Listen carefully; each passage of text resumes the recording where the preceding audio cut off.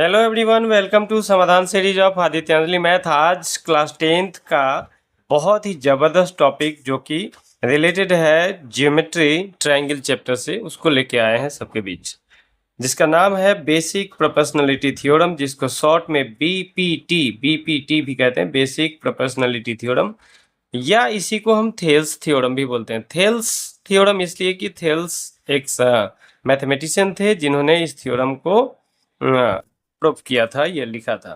आप कहिए कि आविष्कार किया था। ठीक है, तो इसमें कोई भी थ्योरम जब हम ज्योमेट्री में सॉल्व करते हैं या प्रूफ करते हैं तो उसके कुछ फिक्स स्टेप्स होते हैं। वो स्टेप्स आज हम बताएंगे आपको कि क्या क्या स्टेप्स हमको लिखने चाहिए। तो स्टेप्स के तौर पर हमको क्या क्या लिखना चाहिए ये बताते हैं लिख के। तो बेसिक प्रोपोर्शनलिटी थ्योरम कहता क्या है पहले ये समझते हैं, फिर गिवन का मतलब समझेंगे हम लोग। बेसिक प्रोपोर्शनलिटी थ्योरम कहें चाहे थेल्स थ्योरम कहें, इसका कहना ये होता है कि अगर किसी भी ट्रायंगल में किसी भी एक साइड के पैरेलल कोई थर्ड फोर्थ लाइन खींच दी जाए, किसी भी एक साइड के पैरेलल, जैसे कि आप देख सकते हैं इस ट्रायंगल एबीसी में इस बीसी के पैरेलल डीई को ड्रॉ कर दिया गया है। तो ये पैरेलल लाइन ऑब्वियस सी बात है कि बाकी दो साइड को किसी दो अलग अलग पॉइंट पर काटेंगे, और जिस दो पॉइंट पर इंटरसेक्ट करेंगे वो पॉइंट उन दोनों साइड को इक्वल रेशियो में डिवाइड करेगा। यही होता है बेसिक प्रोपोर्शनलिटी थ्योरम। फिर से एक बार समझ लेना है, किसी भी एक ट्रायंगल में किसी भी एक साइड के पैरेलल खींचा गया कोई भी लाइन अदर टू साइड को जिन दो पॉइंट पर इंटरसेक्ट करता है वे दोनों पॉइंट उन दोनों साइड को इक्वल रेशियो में बांट देता है। यही है थेल्स थ्योरम और यही है बेसिक प्रोपोर्शनलिटी थ्योरम। तो इसको प्रूफ करने के लिए सबसे पहले हम एक फोटो बनाएंगे। जैसे पिक्चर ड्रॉ कर लिए ट्रायंगल ए बी सी, और उसमें ए बी सी में क्या स्पेशल बात है कि ए बी सी में साइड बी सी के पैरेलल हम ड्रॉ किए हैं डीई। आपकी मर्जी, आप किसी भी एक साइड के पैरेलल ड्रॉ कर सकते हैं। तो बीसी के साइड थोड़ा अच्छा लगा, बीसी के पैरेलल में ए डीई को ड्रॉ करना, तो ड्रॉ कर दिया। और इतना कर देने के बाद गिवन लिख के और वही सारा बात हमको यहाँ लिख देना है जो हम फिगर में ड्रॉ किए हैं। तो जैसे गिवन लिख दिए और यहाँ जो ड्रॉ किए वही लिख दिए और कुछ एक्स्ट्रा नहीं है इसमें। जैसे in a triangle A B C triangle है, आप देख सकते हैं। A line segment D E, line segment D E, line कहेंगे, लाइन तो नहीं कह सकते, डीई को लाइन सेगमेंट कहेंगे चूंकि टुकड़ा है। तो line segment D E is drawn parallel to side B C. इस बीसी के पैरेलल में लाइन डीई को ड्रॉ किया गया है। That intersect the side A B and A C at points D and E respectively. ये जो डीई है वो ए बी और ए सी को डी और ई पर इंटरसेक्ट करती है। तो आप समझ रहे हैं कि जो पहले बोले थे और जैसा फिगर ड्रॉ किए वही यहाँ लिख दिया। अब हमको प्रूफ क्या करना है इसका भी डिस्कशन कर चुके हैं। प्रूफ क्या करना होता है, ये दोनों पॉइंट जो है, ये पॉइंट ऑफ इंटरसेक्शन इस दोनों साइड को इक्वल रेशियो में बांटेगा। इक्वल रेशियो का बहुत सारा मतलब होता है, जिसमें से एक मतलब ये भी है कि A D by B D बराबर होना चाहिए ए ई बाई ई सी।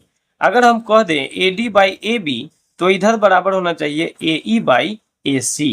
अगर हम कह दें B D by A B तो इधर होना चाहिए पूरा बी डी है, सॉरी ये बी डी है छोटा सा टुकड़ा, तो ये सी ई छोटा सा टुकड़ा, और पूरा बी डी के बदले, पूरा ए बी के बदले पूरा ए सी लिखना पड़ेगा। इट मीन्स कि आप कई तरीके से लिख सकते हैं प्रोपोर्शनलिटी को। आप चाहे तो A D by B D लिखते हैं तो इधर हमको सेम रेशियो क्या मिल जाएगा, ए ई बाई ई सी। अगर आप लिख देते हैं A D by A B पूरा पूरा, तो इधर लिखना पड़ेगा ए डी वाला पार्ट का इधर सिमिलर पार्ट क्या हो जाएगा ए ई, तो इधर लिखना पड़ेगा ए ई बाई पूरा पूरा ए सी। अगर आप लिख देते हैं B D by A D, B D by A D, B D by A D या B D by A B लिख देते हैं, ये छोटा सा टुकड़ा बाई टोटल, तो इधर ये छोटा सा टुकड़ा बाई टोटल हो जाएगा, तो इधर हो जाएगा ई सी बाई ए सी। तो इस तरह से आप जो है इसमें से किसी को भी प्रूफ कर दें तो आपका थेल्स थ्योरम या बेसिक प्रोपोर्शनलिटी थ्योरम प्रूफ हो जाएगा। तो आसान ये है कि हम AD बाई BD बराबर AE बाई EC को ही प्रूफ कर दें। तो चलिए इस सबको इरेज करते हैं। और एक चीज इसको आगे बढ़ाने से पहले बता दें कि ये प्रूफ और ये प्रूफ, इस तीनों में अंतर क्या है कि इसमें क्या है, बीच वाले में AD बाई AB है, ये AD बाई पूरा AB है बराबर AE बाई पूरा AC है, तो इसी के बराबर DE बाई BC भी हो जाएगा, DE बाई BC भी हो जाएगा, जबकि यही DE बाई BC इसकी या इसके बराबर नहीं हो सकता। तो चलिए अब आगे प्रूफ करते हैं इसको इरेज करते हुए। तो हमको प्रूफ कर लेना है कि AD बाई BD बराबर होना चाहिए AE बाई EC।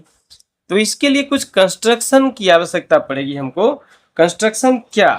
तो कंस्ट्रक्शन की आवश्यकता ये पड़ेगी कि इस D से एक परपेंडिकुलर ड्रॉ कर देते हैं DM ऑन AC या AE, आप कुछ भी कर सकते हैं, AE बोलिए चाहे AC बोलिए, परपेंडिकुलर हो गया। ऐसे ही E से एक परपेंडिकुलर यहाँ ड्रॉ कर देते हैं, ये M लिख दिए हैं तो ये N लिख देते हैं, EN। अब आप देख रहे हैं कि दो परपेंडिकुलर आपको एक ही ट्रायंगल में मिल गया ADE में, और इसका यूज कहाँ करेंगे हम? तो इसका यूज वहां करेंगे जब इस ट्रायंगल का एरिया निकालना हो। तो ट्रायंगल का area half into base into height है, आप जानते हैं किसी भी ट्रायंगल में किसी भी एक साइड पर अगर परपेंडिकुलर पता चल जाए तो जिस साइड पर परपेंडिकुलर पड़ा हुआ है वो साइड बेस हो जाएगा और परपेंडिकुलर हाइट हो जाएगा, और half into base into height से एरिया निकाल लेते हैं। ठीक है, तो एक ट्रायंगल जो आपको दिख रहा है ADE, अब ADE में दो परपेंडिकुलर डाल दिए, एक DM और एक EN, DM perpendicular on AE और EN परपेंडिकुलर ऑन AD।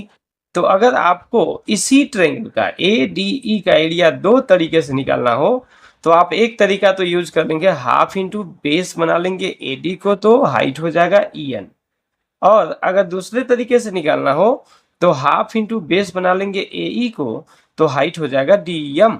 तो चलिए ये कंस्ट्रक्शन तो कर दिए, एक और कंस्ट्रक्शन रिक्वायर्ड है, और वो क्या? तो इसको हम मिला देते हैं, DC को मिला दिए या CD को मिला दीजिए जो आप कहिए, ऐसे ही BE को मिला दिए या EB को मिला दीजिए, जो भी आप कहिए।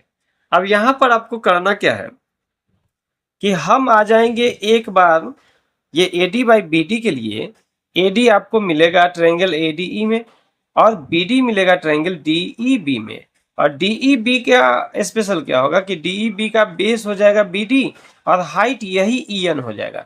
ये इस बात को पहले समझ लीजिए, समझने में आसानी होगी। अगर ये मान लिया ऑब्ट्यूज एंगल ट्रायंगल मैं ड्रॉ कर दिया, तो अगर इसको बेस बनाना है तो हाइट क्या होगा? तो हाइट यहाँ से परपेंडिकुलर ऐसे खींचेंगे इसको आगे बढ़ा के, तो कुछ ऐसा ही कंडीशन हो गया कि BED कहें चाहे BDE कहें, इसका बेस अगर हमको BD मान के चलना है तो हाइट यहाँ से E से जो EN पड़ा हुआ है यही इसका भी हाइट हो जाएगा, BDE का भी। सिमिलरली इस साइड अगर हम आते हैं तो ट्रायंगल ADE का हाइट DM हो जाएगा, कब? जब बेस हम AE लेंगे। और ट्रायंगल CDE की बात करें, अब बेस मानना है हमको EC या CE, तो इसका भी हाइट वही DM हो जाएगा। तो चलिए half into base into height का भरपूर इस्तेमाल करते हुए हमको इसको प्रूफ करना है। तो सबसे पहले कंस्ट्रक्शन जो किए हैं वो लिख देंगे। ज्योमेट्री का पहला नियम होता है कि आपने जो भी काम किया वो अच्छे से ड्रॉ करने के साथ साथ रिटन फॉर्म में भी दिखा दीजिए कि हमने ये किया है। तो रिटन फॉर्म में क्या दिखाएंगे अभी लिख के दिखाते हैं। तो कंस्ट्रक्शन में जो भी काम किए हैं वो लिख दिए, तो कंस्ट्रक्शन यहाँ लिख देना है हेडिंग में कि कंस्ट्रक्शन हमने किया है और क्या किया कंस्ट्रक्शन। तो वी ड्रॉन होता है ना, तो ड्रॉ का सेकेंड फॉर्म हमने खींचा, हमने ड्रॉ किया। We drew DM perpendicular on AC, ये साइन आप देख के कह सकते हैं परपेंडिकुलर ऑन का साइन है ये। तो DM एक परपेंडिकुलर हम ड्रॉ किए हैं AC पर, ऐसे ही EN परपेंडिकुलर ड्रॉ किए हैं AB पर, तो EN परपेंडिकुलर ऑन AB। साथ में और काम क्या किए हैं, BE को मिलाए हैं और CD को भी मिलाए हैं, एंड ज्वाइंट BE CD। ठीक है, अब कंस्ट्रक्शन का काम तो हो गया। अब कंस्ट्रक्शन के बाद स्टेप देखते जाइएगा। पहला स्टेप में गिवन ही लिखना है, दूसरा स्टेप में टू प्रूफ लिखना है, तीसरा स्टेप में अगर जरूरत पड़े तो कंस्ट्रक्शन। कभी कभी जरूरत नहीं भी पड़ता है तो कंस्ट्रक्शन नहीं लिखेंगे, लेकिन इसके बाद जो लिखना है वो तो हर थ्योरम में लिखना ही पड़ेगा। इसके बाद क्या, प्रूफ।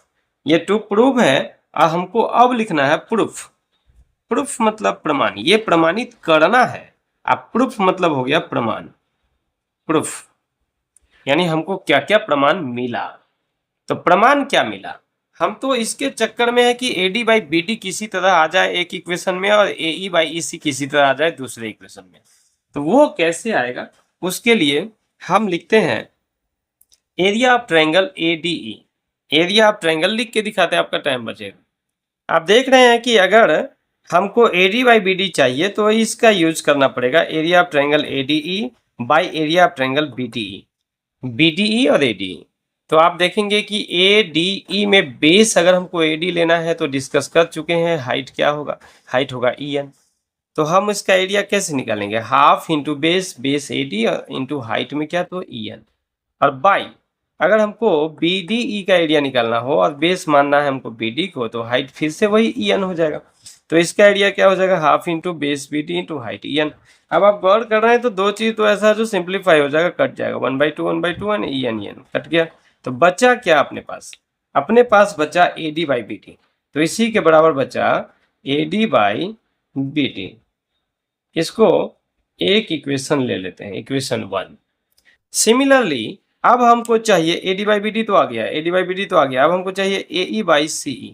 तो AE कहाँ मिलेगा, AE ADE में ही मिलेगा जब AE को बेस बना ले, और CE कहाँ मिलेगा, तो CDE में मिलेगा जब हम EC को बेस बना ले। तो अब उसको भी लिख के दिखाते हैं, आपका टाइम बचेगा इसलिए।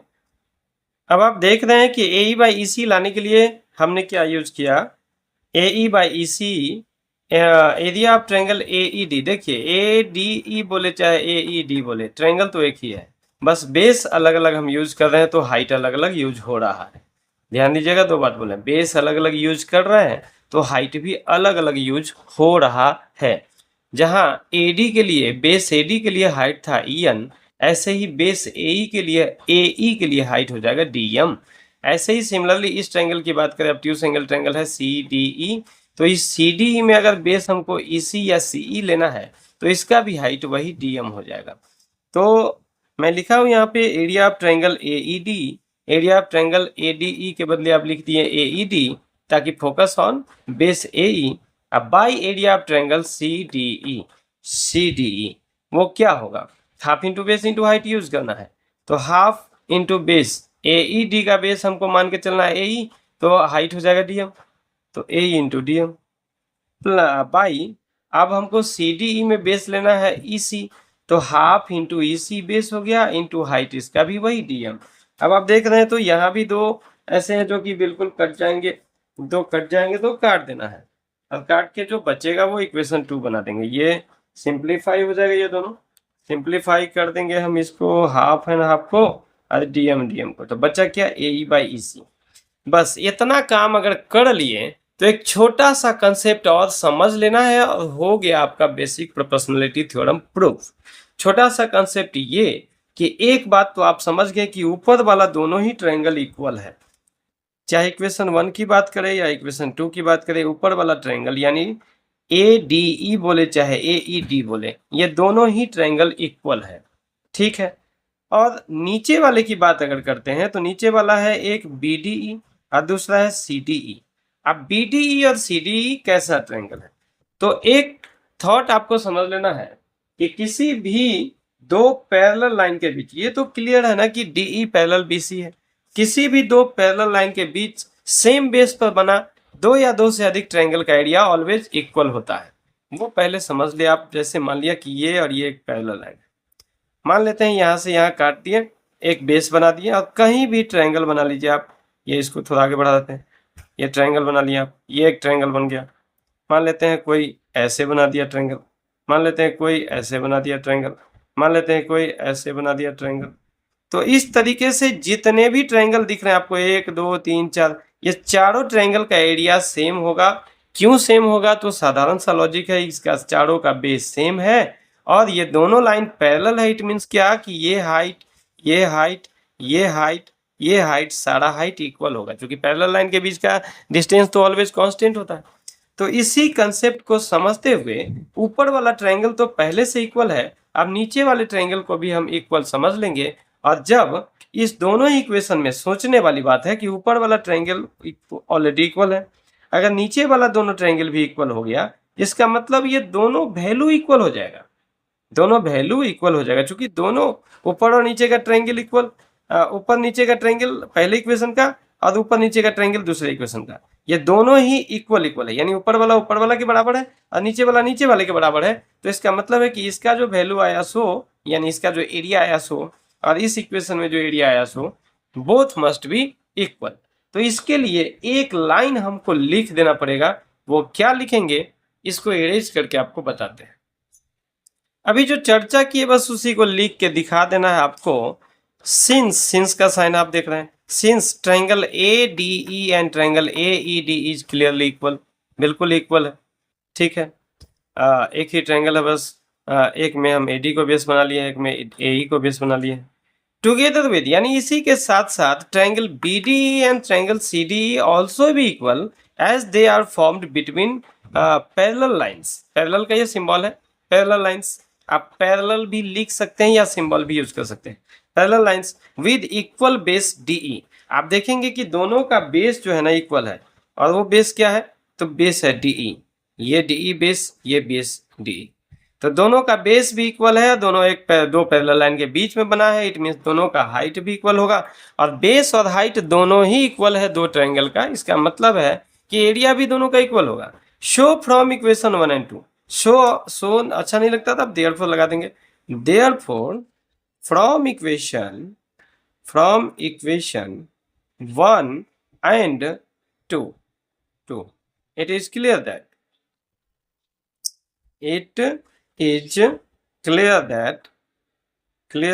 क्या क्लियर है, जब न्यूमरेटर एंड डिनोमिनेटर दोनों में जो ट्रायंगल लिखा हुआ है, दोनों ही इक्वेशन के दोनों ट्रायंगल इक्वल है, इट मींस दोनों ही इक्वेशन में जो एरिया आए हैं वो दोनों मस्ट बी इक्वल, निश्चित ही इक्वल होना चाहिए। So from equation 1 and 2 it is clear that AD by BD equal to AE by EC। बस यही तो था अपना, प्रूव्ड हो गया, हेंस प्रूव्ड। तो आपको इस बीपीटी थ्योरम को प्रूफ करने के लिए जो 3 कंसेप्ट को ध्यान में रखना है वो ये कि पहला, किसी भी ट्रायंगल का हम एरिया जो निकालेंगे half into base into height से, कब, जब किसी भी एक साइड पर परपेंडिकुलर मिल जाए, ठीक है, या एक्सटेंडेड पार्ट पर परपेंडिकुलर मिल जाए। जैसे आप देख रहे हैं कि ADE में AD पर परपेंडिकुलर मिल गया और BDE में BD पर परपेंडिकुलर नहीं मिला, BD का एक्सटेंडेड पार्ट आप कह सकते हैं DA, ये BD को बढ़ाने से DA, तो इस DA पर परपेंडिकुलर मिल गया। तो पहला तो ये आपको यूज करना है जबरदस्त कि half into base into height से हमको एरिया निकाल लेना है, पहला कंसेप्ट। दूसरा कंसेप्ट आपको ये यूज करना है कि एक ही ट्रायंगल के दो साइड, अलग अलग साइड को अगर हम अलग अलग टाइम में बेस बना लें और दोनों ही साइड पर अलग अलग परपेंडिकुलर को हाइट मान लें, तो ऐसी स्थिति में जो दोनों ही कंडीशन में एरिया आएंगे वो दोनों मस्ट बी इक्वल, मस्ट। अब एक ही ट्रायंगल के दो एरिया दो तरीके से निकालना है तो दोनों एरिया सेम ही होंगे, तो दूसरा कंसेप्ट ये हो गया।